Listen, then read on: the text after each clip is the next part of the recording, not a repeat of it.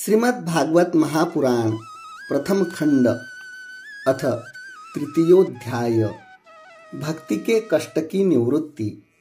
नारद जी कहते हैं, अब मैं भक्ति, ज्ञान और वैराग्य को स्थापित करने के लिए प्रयत्न पूर्वक शुकदेव जी के कहे हुए भागवत शास्त्र की कथा द्वारा उज्जवल ज्ञान यज्ञ करूंगा। यह यज्ञ मुझे कहाँ करना चाहिए, आप इसके लिए कोई स्थान बता दीजिए। आप लोग वेद के पारगामी हैं, इसलिए मुझे इस शुक शास्त्र की महिमा सुनाइए। यह भी बताइए कि श्रीमद् भागवत की कथा कितने दिनों में सुनानी चाहिए और उसके सुनने की विधि क्या है। सनकादि बोले, नारद जी, आप बड़े विनीत और विवेकी हैं। सुनिए, हम आपको ये बात बताते हैं।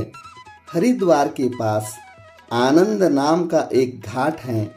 वहाँ अनेकों ऋषि रहते हैं तथा देवता और सिद्ध लोग भी उसका सेवन करते रहते हैं। भांति भांति के वृक्ष और लताओं के कारण वह बड़ा सघन और वहाँ बड़ी कोमल नवीन बालू बिछी हुई है।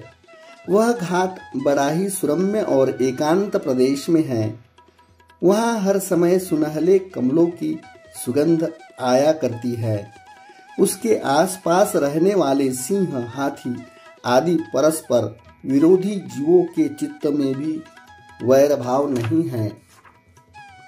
वहाँ आप बिना किसी विशेष प्रयत्न के ही ज्ञान यज्ञ आरंभ कर दीजिए। उस स्थान पर कथा के अपूर्व रस का उदय होगा।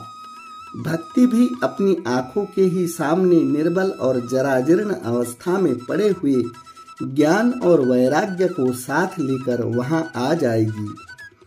क्योंकि जहां भी श्रीमद् भागवत की कथा होती है, वहां ये भक्ति आदि अपने आप पहुंच जाते हैं। वहां कानों में कथा के शब्द पढ़ने से ये तीनों तरुण हो जाएंगे। सूत जी कहते हैं, इस प्रकार कहकर नारद जी के साथ सनकादि भी श्रीमद् भागवत कथामृत का पान करने के लिए वहां से तुरंत गंगा घाट पर चले गए। जिस समय वे तट पर पहुंचे, भूलोक, देवलोक और ब्रह्मलोक सभी जगह इस कथा का हल्ला हो गया। जो भगवत कथा के रसिक विष्णु भक्त थे, वे सभी श्रीमद् भागवतामृत का पान करने के लिए सबसे आगे दौड़ दौड़ कर आने लगे।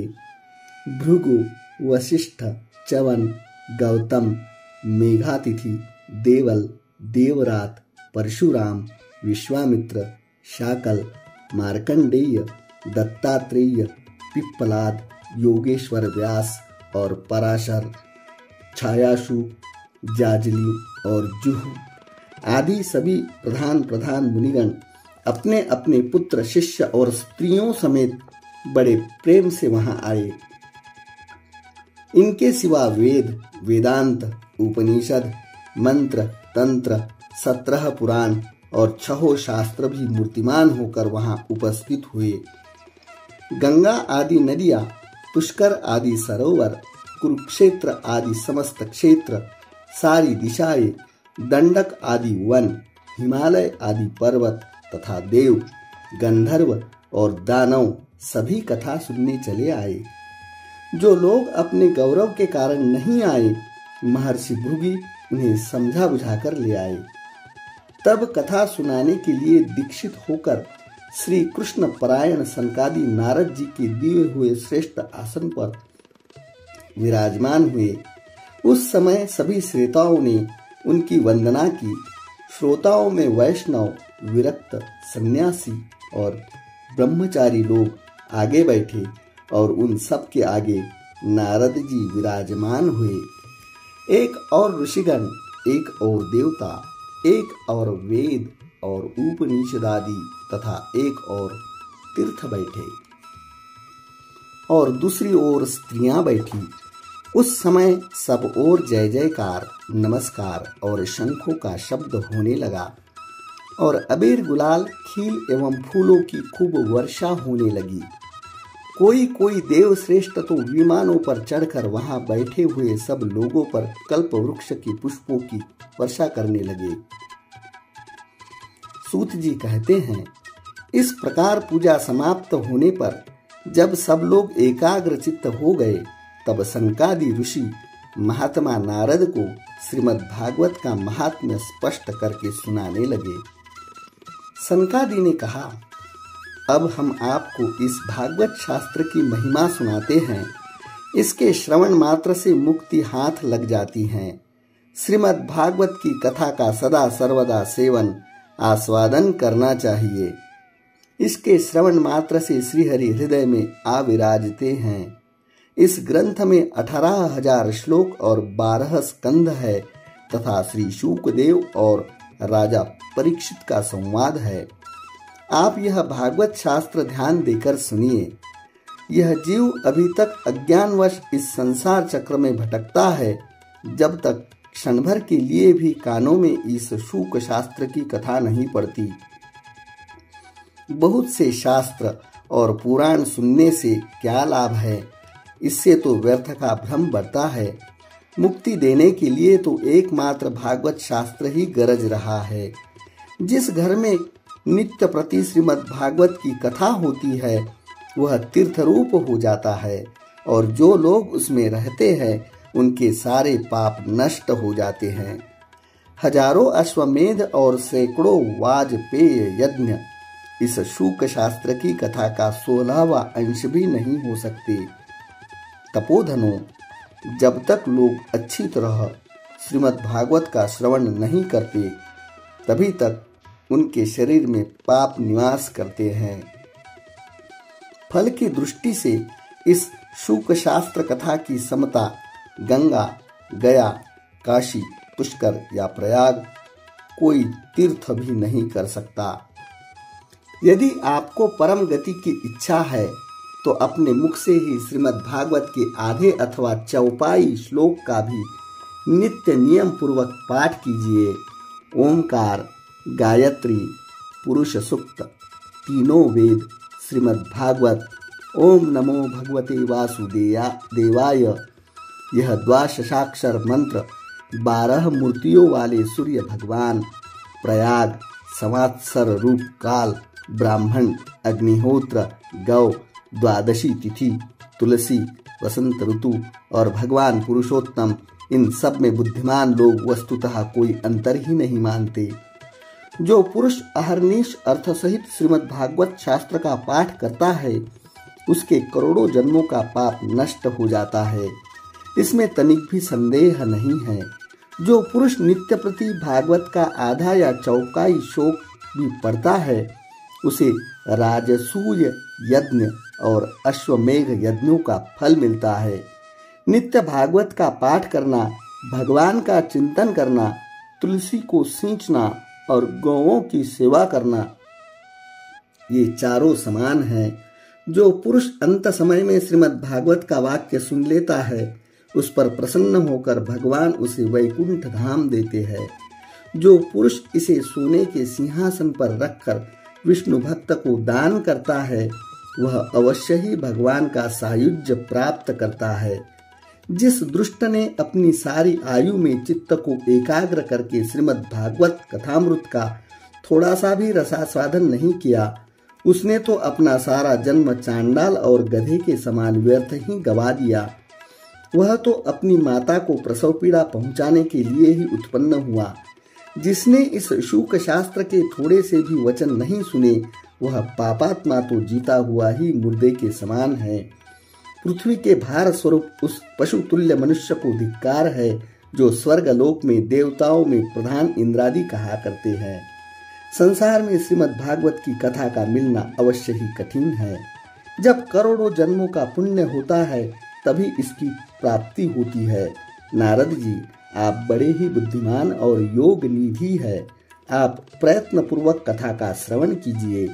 इसे सुनने के लिए दिनों का कोई नियम नहीं है। इसे तो सर्वदा ही सुनना अच्छा है।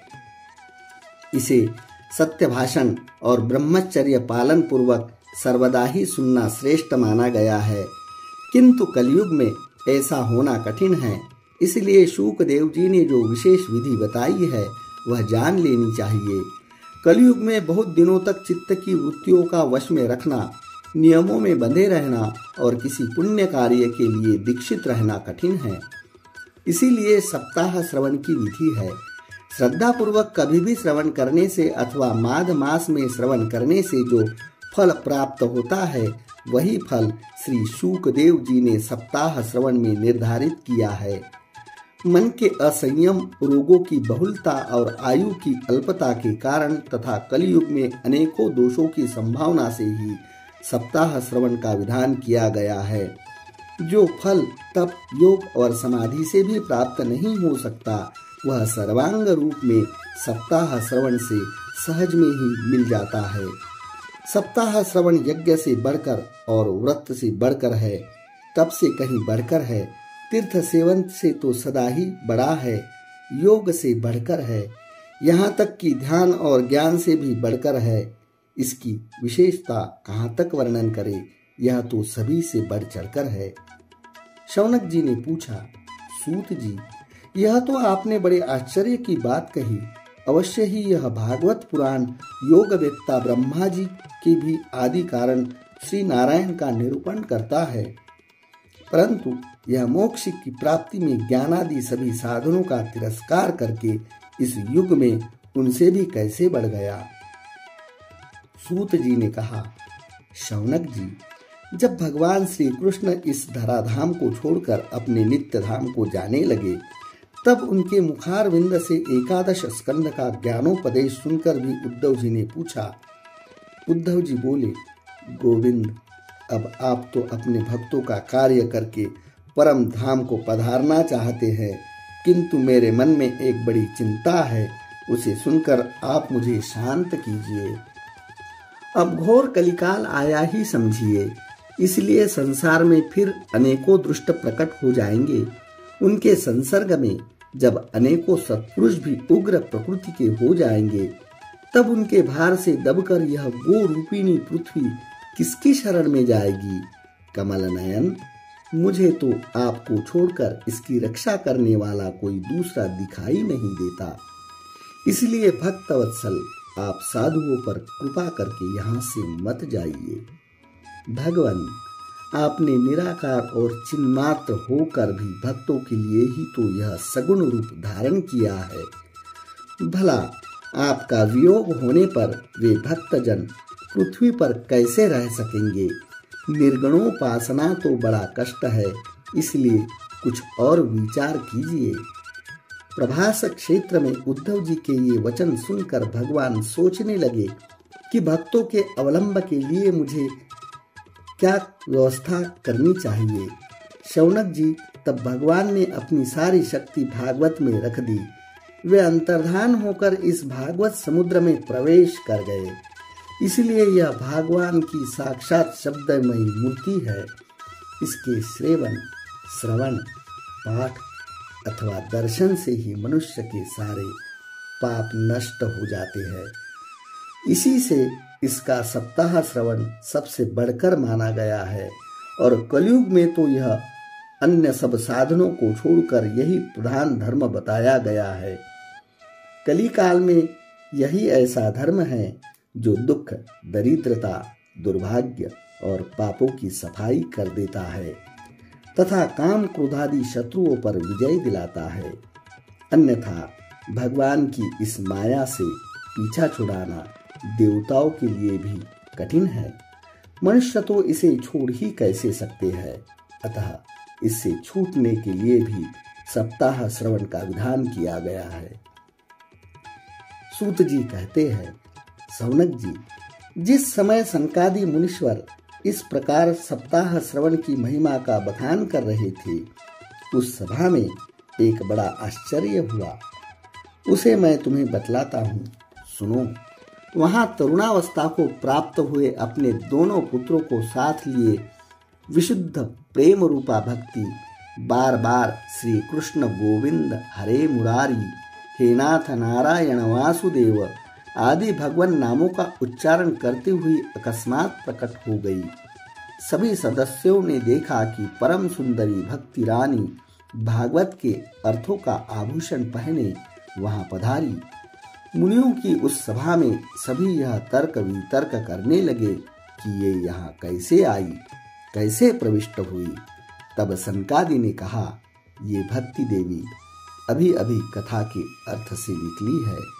उनके ये वचन सुनकर भक्ति ने अपने पुत्रों समेत अत्यंत विनम्र होकर सनत कुमार जी से कहा। भक्ति बोली, मैं कलयुग में नष्टप्राय हो गई थी, अपने कथामृत से सींच कर मुझे फिर पुष्ट कर दिया। अब आप यह बताइए कि मैं कहाँ रहूं।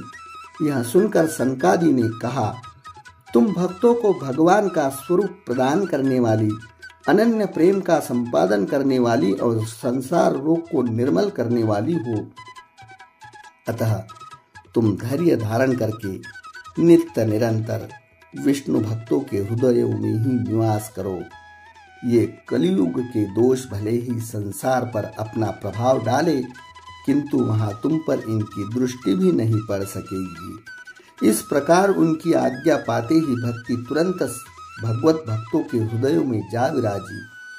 जिनके हृदयों में एकमात्र श्रीहरि की भक्ति निवास करती है, वे त्रिलोकी में अत्यंत निर्धन होने पर भी परम धन्य हैं, क्योंकि इस भक्ति की डोरी से बंधकर जो साक्षात भगवान भी अपना परम धाम छोड़कर उनके हृदय में आकर बस जाते हैं। भूलोक में यह भगवान साक्षात परब्रह्म का विग्रह है। हम इसकी महिमा कहाँ तक वर्णन करें। इसका आश्रय लेकर इसे सुनाने से तो सुनने और सुनाने वाले दोनों को ही भगवान श्री कृष्ण की समता प्राप्त हो जाती है। अतः इसे छोड़कर अन्य धर्मों से क्या प्रयोजन है। इति श्री पद्म पुराणे उत्तराखंडे श्रीमद्भागवत महात्म्ये भक्ति कष्ट निवर्तने नाम तृतीयोध्याय संपन्न।